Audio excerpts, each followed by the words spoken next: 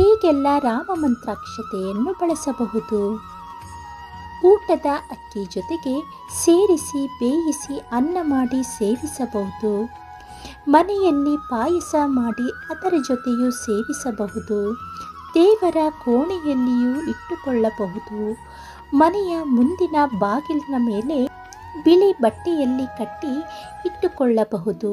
ಮಂತ್ರಾಕ್ಷತೆಯನ್ನು ಬಿಳಿ ಬಟ್ಟೆಯಲ್ಲಿ ಕಟ್ಟಿ ಹಣ ಚಿನ್ನ ಇಡುವ ಜಾಗದಲ್ಲಿ ಅಥವಾ ಗಾಡ್ರೇಜಿನಲ್ಲಿಯೂ ಇಟ್ಟುಕೊಳ್ಳಬಹುದು. ಮನೆಯವರೆಲ್ಲ ಹಂಚಿಕೊಂಡು ಶ್ರದ್ಧೆಯಿಂದ ತಲೆಗೆ ಹಾಕಿಕೊಳ್ಳಬಹುದು. ಇನ್ನು ಮಂತ್ರಾಕ್ಷತೆಯ ಜೊತೆಗೆ ರಾಮ ಮಂದಿರದ ಒಂದು ಫೋಟೋ ಹಾಗೂ ಅದರ ಜೊತೆ ಇರುವ ಕರಪತ್ರವೊಂದು ಸಿಗುತ್ತದೆ. ಇದನ್ನು ಕೂಡ ಶ್ರದ್ಧೆಯಿಂದ ಇಟ್ಟುಕೊಳ್ಳಬೇಕೆಂದು ಮನವಿ ಮಾಡಲಾಗುತ್ತದೆ.